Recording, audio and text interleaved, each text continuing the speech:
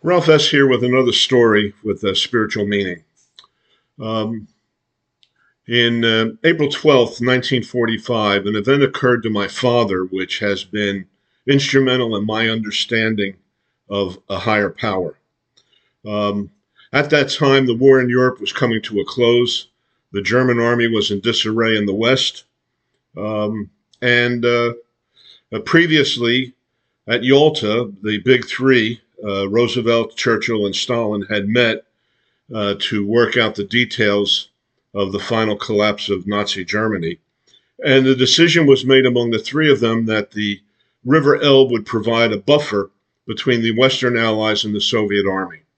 That is, the British, American, and French armies would advance up to but no farther than the west bank of the Elbe River. The Soviet army would advance up to but no farther than the east bank.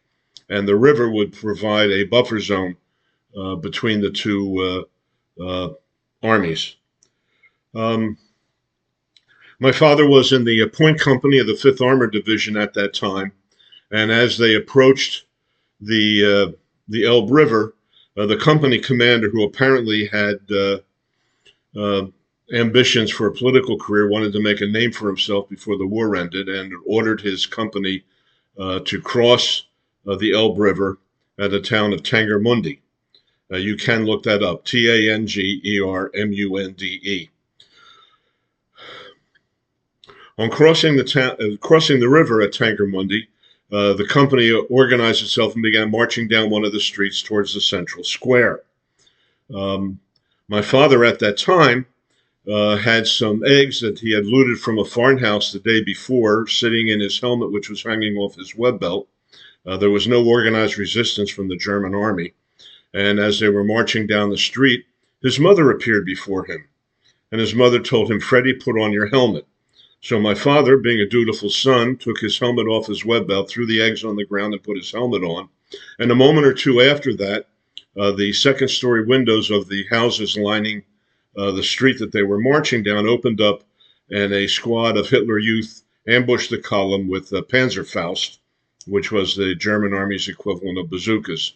Now, my father was wounded in the head with shrapnel from the explosions, but if he hadn't had his helmet on, it would have killed him. My father related that story to me at a family dinner. I think it was Thanksgiving in the late 50s. And my grandfather was there, and he explained to me that that was not my grandmother that gave him the warning. That was God who appeared to my father in the form that he knew my father would heed. He was 17 years old at the time. If an old man had tried to tell him to put on his helmet, he would have tried to take him prisoner. Certainly wouldn't have listened to him. But his mother said, put your helmet on. He put his helmet on. Like I said, he was only 17.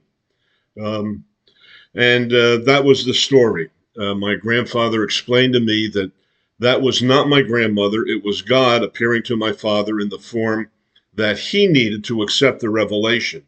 And that is one of the thoughts, parables, morals of the story that I take, that God will appear to us in whatever form we need to accept the revelation.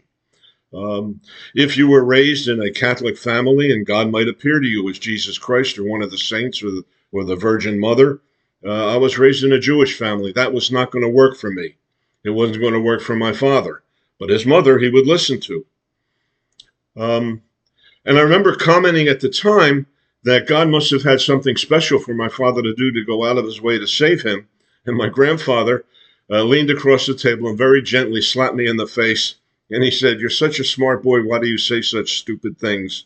And he explained to me that we don't know. God may have appeared before everyone in that column to tell them to put their helmet on, to take care.